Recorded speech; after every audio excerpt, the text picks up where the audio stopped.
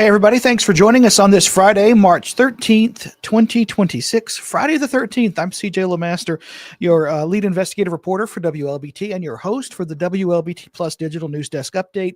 Thanks so much for joining us. We got several of you watching right now on our Facebook and YouTube live streams, also on our OTT platform. We really appreciate you tuning in today. I want to give you some breaking news now. Of course, this is something that we learned just in the last hour or two. Tougaloo's College Board of Trustees has appointed Dr. Corey Wiggins as the school's 15th president.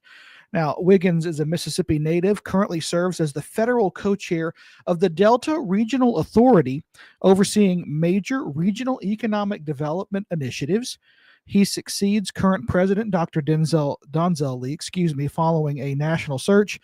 Tougaloo says transition events will be announced in the coming months. Wiggins is set to begin his new role July 1st. And if you want to read more about this, you can check out this story right now on WLBT.com. We have a lot of information from the school on this. And of course, our coverage there, as you can see, our Valicia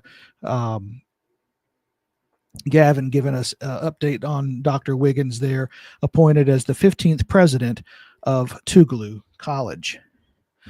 Well, in other news, in terms of presidential searches, candidate pool getting smaller as the search continues for a new president at Jackson State University. The IHL board hopes to wrap up the process by next month as the spring semester ends.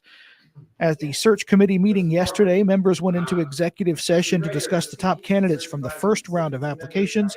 Since 2011, JSU has had 4 different presidents. IHL approved the search job profile back in December with help from AGB Search. State Representative Fabian Nelson, who's also a current JSU student, says there needs to be extensive background checks done on the candidates. I think background checks, any position of leadership, even with elected officials, I think that we all should be subjected to the scrutiny of an extensive background check and a background search, just to make sure that we're getting viable, quality candidate people that are going to be leading the institution. Now, you may remember late last year, the board also cleared interim president Dr. Denise Jones-Gregory to be able to apply, reversing a policy that had barred interim leaders from being able to apply for the job. Whenever we have a strong thunderstorm, wind and lightning aren't the only threats. Dead or dying trees can be deadly. Now, Mississippi has dealt with widespread tree die-off for the last couple of years. Storms make the danger even worse. Thousands of dead trees are now unstable and prone to falling onto homes, cars, even power lines. With little market for the dead timber, officials warn it could also become fuel for the next fire season.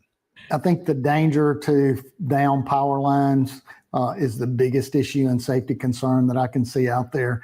I think our electric power cooperatives have seen their cost of maintaining their right-of-ways go up 100% or more in some cases to try to correct this. Crews are still clearing roadsides. Drivers are urged to stay alert. Along the Natchez Trace Parkway, the warning is the problem that could last at least another year.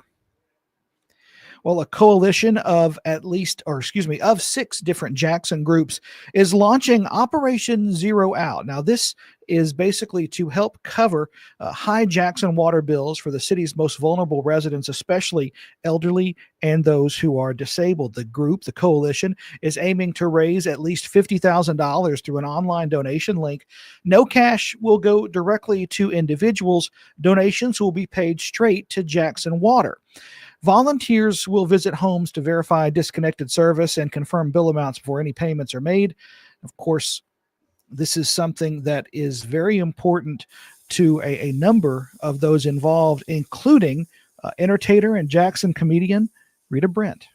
As a consumer of the news, it just breaks your heart when you see someone elderly saying that I've never had my water cut off, and you hear things like I'm having to choose between paying my water bill and buying my medicine.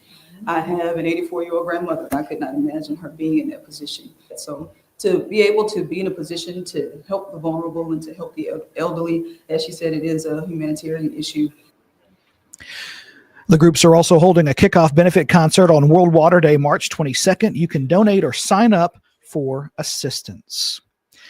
Lastly, we want to tell you that Jackson State University officials say they will live stream the celebration of life for former acting president Dr. Elaine Hayes Anthony. It is tomorrow morning at the Rose E. McCoy Auditorium. The university says you should expect traffic delays in the areas near campus, especially along Lynch Street and Dalton Street. The ceremony starts at 11. Designated parking areas will be available if you want to attend.